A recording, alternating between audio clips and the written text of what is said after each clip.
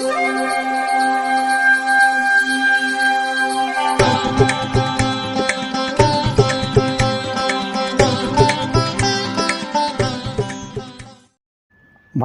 வசந்த காலம் YouTube channel வாயிலாக இந்த இனிய காலை பொழுதில் உங்களுடன் தொடர்பு கொள்வது ஜோதிடர் சண்முகப்பிரியன், சென்னை அடையாறிலிருந்து. இன்றைய தினம், இன்றைய நாள் திங்கட்கிழமை, ஜூலை மாதம் 29ஆம் தேதி, குரோதி வருடம் ஆடி மாதம், ஆடி மாதத்தில் 13ஆம் நாள். இன்றைய நட்சத்திரம் பரணி, பிற்பகல் 3:28 வரை, அதன்பின் கிருத்திகை, திதி தேய்பிறை நவமி.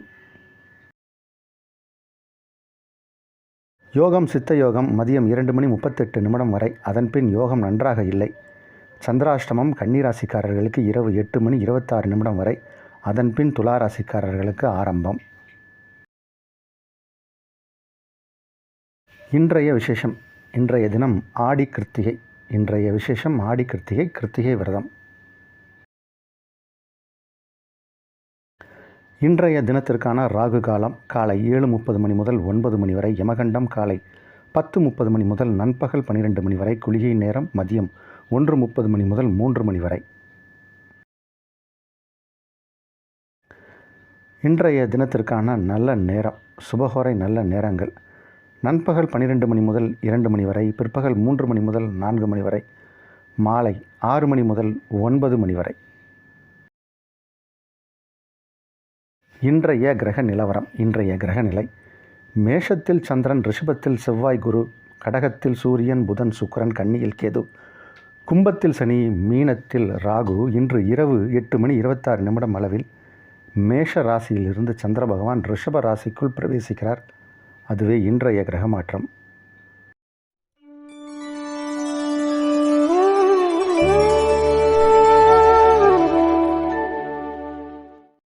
இன்றைய தினம் ஆடி கிருத்திகை. பொதுவாகவே கிருத்திகை அப்படின்னா முருகனுக்கான விரத தினம். அதில் ஆடி கிருத்திகையில் என்ன அப்படி பெரிய விசேஷம் அப்படின்னா, பொதுவாகவே இந்த அறுபடை முருகன் கோயில்களில், சில கோயில்களில் சில பண்டிகைகளை ரொம்ப பிரமாதமாக செய்வாங்க. இப்போது தைப்பூசம் அப்படின்னா பழனி மலைக்கு போனோம்னா அந்த பக்கம் நம்மளால் போகவே முடியாது. அந்த அளவுக்கு பெரிய அளவில் பாத யாத்திரையாக வந்து கோயிலுக்கு வருபவர்களின் கூட்டம் அதிகமாக இருக்கும் தைப்பூசத்திற்கு. ஆடி கிருத்திகைக்கு இந்த திருத்தணியில் பெரிய அளவில் மக்கள் கூட்டம் வருவாங்க. அதுவும் காவடியை எடுத்துகிட்டு வருவாங்க. காவடியை தூக்கிட்டு எத்தனை காவடி வருதுன்னே கணக்கிலே எடுக்க முடியாது. வந்துக்கிட்டே இருக்கும் காவடி. ஒரு நிமிஷத்துக்கு ஒரு 100 காவடி அப்படிங்கிற அளவில் கூட வரும். அந்த அளவுக்கு நான் பார்த்துருக்கேன். அந்த படி ஏறி எல்லோரும் மேலே போய் முருகனை தரிசனம் பண்ணிவிட்டு வருவாங்க. இந்த காவடி எடுக்கும் முறை அப்படிங்கிறது வந்து, இந்த காவடி எடுக்கக்கூடியதுங்கிறது இன்றைக்கி ஆடி கிருத்திகையாக இருந்தாலும் தொடர்ந்து ஒரு வாரத்துக்கு அவர்களுடைய கூட்டம் இருந்துகிட்டு தான் இருக்கும். நம்ம இன்றைக்கும் போகலாம், நாளைக்கும் போகலாம். முடிந்தவர்கள் ஆடி கிருத்திகைக்கு திருத்தணி சென்று அங்கே இருக்கக்கூடிய முருகனை தரிசனம் செய்துட்டு வரணும். ஏன்னா அங்கே சாந்தமான நிலையில் முருகன் இருப்பார். அவர் வந்து சூரனை வதைத்து திருமணம் செய்து இங்கே தான் அவர் வந்தார். பொதுவாக வந்து எல்லா கோயில்லையும் சஷ்டி விரதம் முடிஞ்சு 6வது நாள் சூரசம்ஹாரம் இருக்கும். ஆனால் இங்கே அவர் சாந்தமான நிலையில் இருக்கார். அப்படிங்கிறதுனால அவருக்கு வந்து புஷ்பாஞ்சலி மட்டும்தான். அதனால் ஒரு வித்தியாசமான நிலையில் முருகன் இருப்பார். இந்த கோயிலுக்கு போயிட்டு வரலாம். முத்துசாமி தீட்சிதருக்கு காட்சி கொடுத்த இடம், ஞானம் பிறந்த இடம். அவர் அதுக்கப்புறம் தான் நிறைய பாட ஆரம்பித்தார். குரு குஹ அப்படிங்கிற வார்த்தை அவருடைய பாடல்களில் எல்லா இடத்துலையும் இருக்கும். அதனால் திருத்தணி முருகனை இன்று நாமும் மனதால் தியானித்து முடிந்தவர்கள் கோயிலுக்கு சென்று வருவது சிறப்பு. இன்றைய ராசி பலனுக்கு செல்வோம்.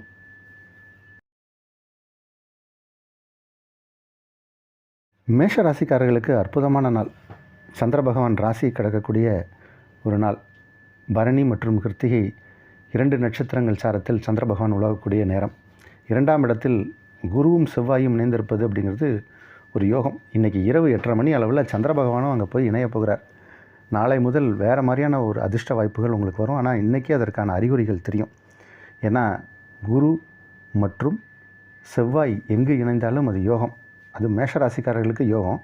கூட சந்திர பகவானும் அங்கே போய் இணைந்தால், குரு, சந்திரன், செவ்வாய், இந்த 3 கிரகமும் ராசிக்கு 2ஆம் இடத்துல இருந்தால் அது மாதிரி ஒரு யோகம், பயங்கரமான யோகம். அது நிறைய நல்ல விஷயம் நடக்கும். பணம் வருமானம் வரும், தொழில் நல்லா நடக்கும், வாக்கு பலிக்கும்.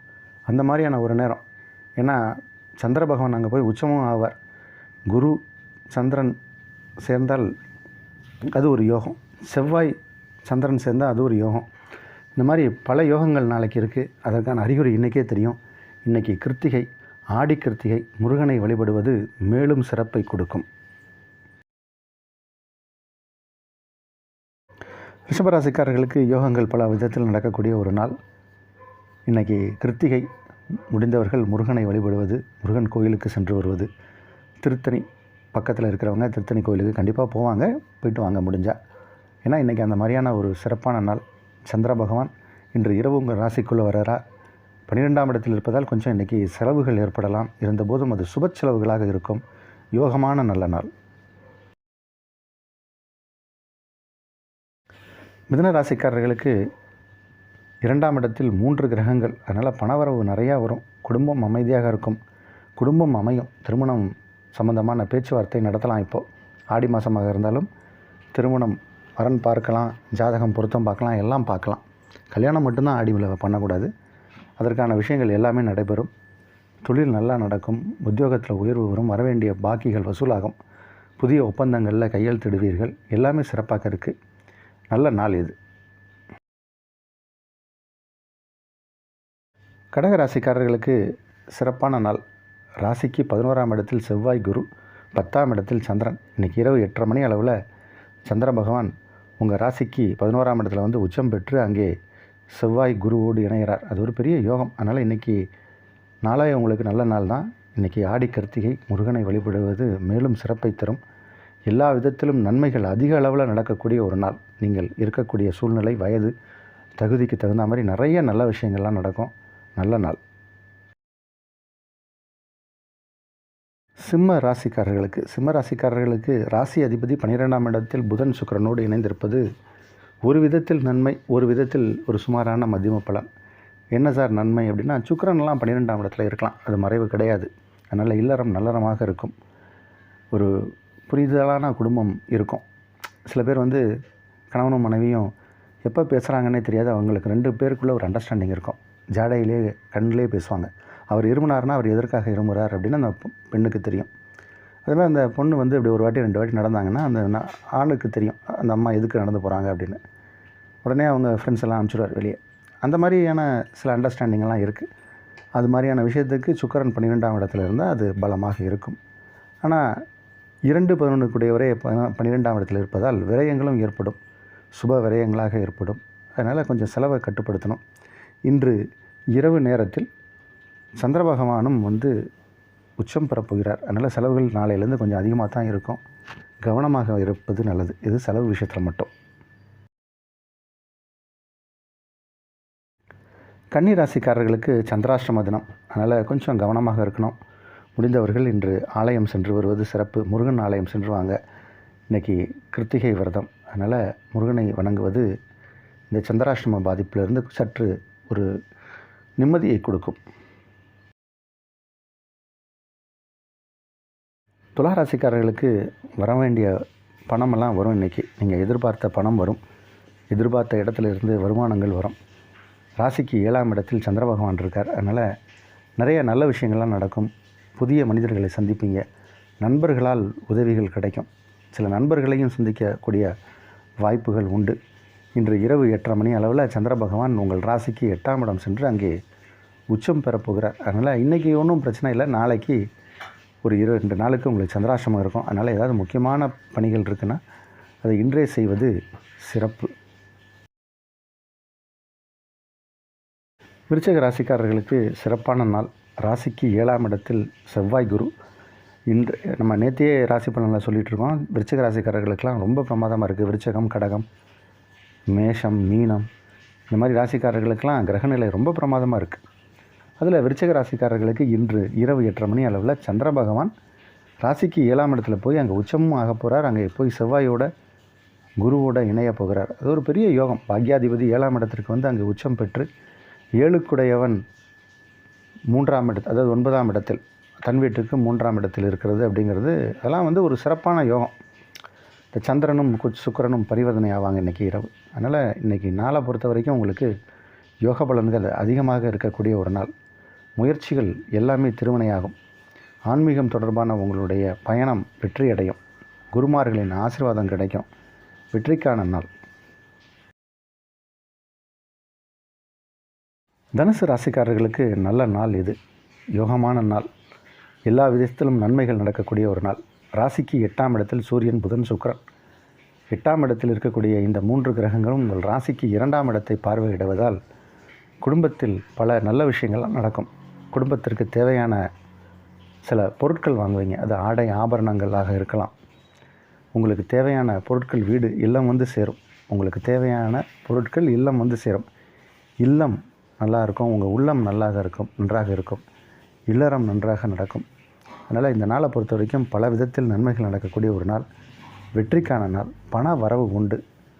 உங்களுடைய நீண்ட நாளாக உங்களுடைய கனவுகள் நினைவாகக்கூடிய நாள். மகர ராசிக்காரர்களுக்கு சிறப்பான நாள். 7ஆம் இடத்தில் சுக்கிரன், புதன். நம்ம மகர ராசிக்கு நம்ம தொடர்ந்து சொல்லிகிட்டே இருக்கோம். சுக்கிரன் 7ஆம் இடத்தில் இருந்தால் திருமணம் நடக்கும். அதாவது கோச்சார சுக்கிரன் 7ஆம் இடத்தில் இருந்தால் திருமணம் நடக்கும். இந்த திருமணம் நடக்கிறதுக்குன்னு நிறைய விதிகள் இருக்குது. பெண்களுக்குன்னு ஒரு சில கிரக அமைப்பு இருக்கணும். ஆண்களுக்குன்னு ஒரு சில கிரக அமைப்பு இருக்கணும். அதே மாதிரி கோச்சாரத்தில் சுக்கிரன் 7ஆம் இடத்திற்கு வந்தால் திருமணம் நடக்கும்.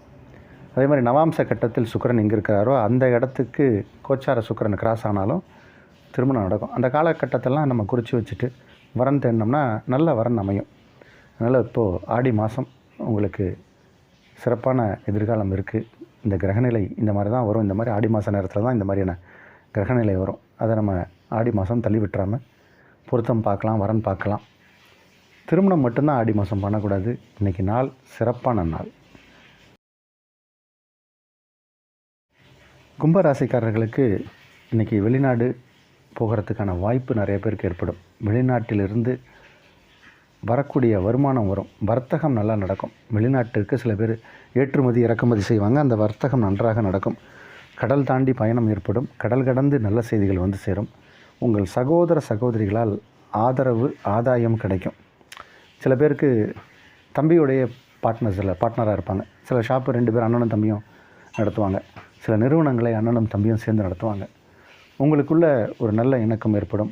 ஊரே பார்த்து வியக்கும் அளவு, கண் வைக்கும் அளவு சில இந்த மாதிரி அண்ணன் தம்பி உறவுகள் நல்லாயிருக்கும். இன்றைக்கி அந்த மாதிரியான ஒரு நாள். இன்றைக்கி வந்து உங்களோட உறவுகள் மேம்படும். நல்ல நாள். நிறைய நல்ல விஷயங்கள்லாம் நடக்கக்கூடிய நாள். வருமானம் வரக்கூடிய நாள். மீன ராசிக்காரர்களுக்கு சிறப்பான நாள். 5ஆம் இடத்தில் 3 கிரகங்கள். 5ஆம் இடத்தில் 3 கிரகங்கள். அதில் 4க்குடைய கிரகம் 5ஆம் இடத்தில். அதனால் பதவி உயர்வு கிடைக்கும்.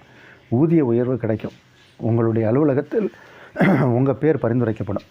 அதாவது எனக்குன்னா ப்ரமோஷனுக்கு தகுதியான நபர், இவருக்கு தான் ப்ரமோஷன் கொடுக்கணும், அந்த பணியை இவர் செய்தால் சிறப்பாக இருக்கும் அப்படின்னு உங்களுக்கு சில கௌரவ பதவிகள், சில ஹானர்லாம் கிடைக்கும். ஹானர் பண்ணுவாங்க, அவங்கள கூப்பிட்டு கௌரவிப்பார்கள். அந்த மாதிரியான சில சம்பவங்கள்லாம் நடக்கும், அரங்கேறும். நல்ல விஷயங்கள் நடக்கக்கூடிய ஒரு நாள். இரவு 8:30 மணி அளவில் சந்திர பகவான் 3ஆம் இடம் போய் அங்கே உச்சம் பெற போகிறார். அதனால் இன்று இரவிலிருந்து நாளை முதல் நல்ல நேரம், நிறையா நல்ல விஷயங்கள்லாம் நடக்க போகுது. இன்றைக்கி ஆடி கிருத்திகை. முருகன் ஆலயம் சென்று வந்தால் மேலும் நன்மைகள் நடக்கும்.